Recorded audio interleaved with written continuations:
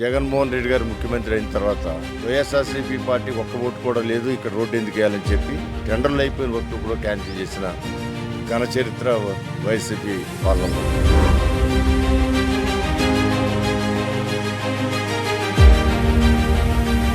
మంచినీళ్లు లేక కింద నుంచి బిందులతో నీళ్లు మహిళలు పట్టుకెళ్ళాక అవసరపడతా ఉంది. వాళ్ళకి ఓరే ట్యాంక్ కట్టించే దానిలో కూడా అడ్డుపడిన వైనం గత వైఎస్ఆర్సీ పార్టీ.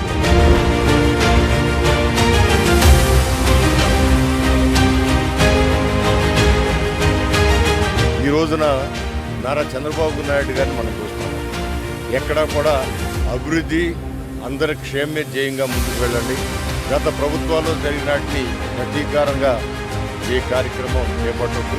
మీరు ప్రజలకు కావాల్సిన పనులను పరిష్కార మార్గంలో అందరూ కలిసికట్టుగా ఆలోచన చేద్దామని చెప్పి ఆయన చెప్పారు. 13వ డివిజన్లో న్యూ ఆర్టీసీ కాలనీ ఈ ప్రాంతంలో రోడ్ల నిర్మాణం కోసం ఈ రోజున కార్పొరేటర్ గారు మొమ్మనేని ప్రసాద్ గారి సారథ్యంలో శంకుస్థాపన చేసుకోవడం జరిగింది. ఈ కాలనీకి కూడా ఒక ప్రత్యేకత ఉంది. ఎప్పుడు కూడా అందరూ కలిసికట్టుగా ఏ చిన్న సమస్య ఉన్నా దాని పరిష్కారం కోసం ప్రయత్నం చేసుకోవటం, ఇదంతా కూడా ఒక కాలనీ ఒక సంఘీభావంతో ముందుకు వెళ్తా ఉంటుంది ఈ కాలనీ. గతంలో జగన్మోహన్ రెడ్డి గారు ముఖ్యమంత్రి అయిన తర్వాత ఈ కాలనీలో ఒక 40 లక్షల రూపాయలు ఒక రోడ్డుకి శాంక్షన్ చేస్తే, శాంక్షన్ చేయటం టెండర్లు బెల్లటం కూడా అయిన తర్వాత ఇక్కడ వైఎస్ఆర్సీపీ పార్టీ ఒక్క ఓటు కూడా లేదు, ఇక్కడ రోడ్డు ఎందుకు వేయాలని చెప్పి టెండర్లు అయిపోయిన వరకు కూడా క్యాన్సిల్ చేసిన ఘన చరిత్ర వైసీపీ పాలనలో ఉంది. అంతేకాదు ఎంపీ గారు ఆ రోజున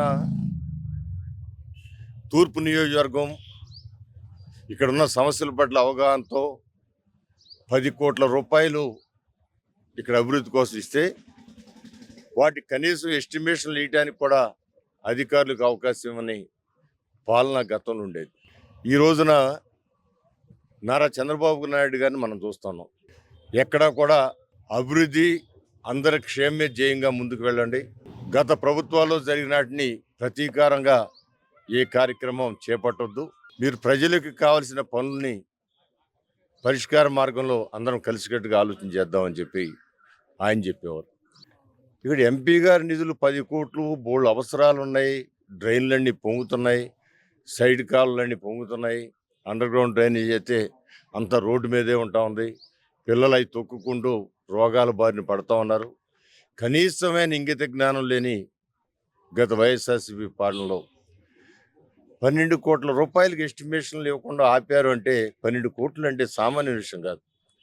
ఒక నియోజకవర్గంలో 12 కోట్ల రూపాయలు ఖర్చు పెట్టడం అంటే చాలా వరకు సమస్యలు పరిష్కారం అవుతాయి. అలాంటి అవకాశాన్ని కూడా సద్వినియోగ ప్రజల మీద చిత్తశుద్ధి ఉంటే, కాలనీలు అభివృద్ధి మీద వాళ్ళకి ఆలోచన ఉంటే, కొండ ప్రాంతంలో అనేకమైన సమస్యలతో అల్లాడిపోతూ ఉంటే, మంచినీళ్లు లేక కింద నుంచి బిందులతో నీళ్లు మహిళలు పట్టుకెళ్ళాక అవస్థపడతా ఉంటే వాళ్ళకి ఓరే ట్యాంక్ కట్టించే దానిలో కూడా అడ్డుపడిన వైనం గత వైఎస్ఆర్సీ పార్టీలో ఉంది. అందువలన ఈ యొక్క 5 సంవత్సరాలు, రాబోయే 5 సంవత్సరాలు కూడా అన్ని కాలనీలు అభివృద్ధి ధ్యేయంగా, ఎందుకంటే ఇవాళ నిధులు కొరత ఉన్న విజయవాడ నగరానికి నారా చంద్రబాబు నాయుడు గారి పుణ్యం అంట. ఎందుకు ఆయన పుణ్యం అంటున్నారంటే 2014, 19 ఆయన ముఖ్యమంత్రిగా ఉన్నప్పుడు ఈ విజయవాడ నగరాన్ని ఆర్థికంగా పటిష్టపరచాలి, అప్పుల్లో కూరుకుపోయిందని చెప్పి ఆయన దీనికి ఉన్న అనేకమైన బడ్డల్ని ప్రభుత్వానికి బదలాయించడం జరిగింది. ఉదాహరణకి ఇక్కడ ఎంప్లాయీస్ జీతాలకి నేను అనుకోవడం 17-18 కోట్లు నెలకి అయ్యే జీతాలని అది గవర్నమెంట్ ఇచ్చే విధంగా ఆయన మార్పు చేసి అంటే నెలకు 17 కోట్లు ఆదాయం సమకూర్చడం జరిగింది కార్పొరేషన్. అంటే సంవత్సరాన్ని చూసుకుంటే సుమారు 200 కోట్లు ఆదాయం ఉండే అవకాశం ఉంది.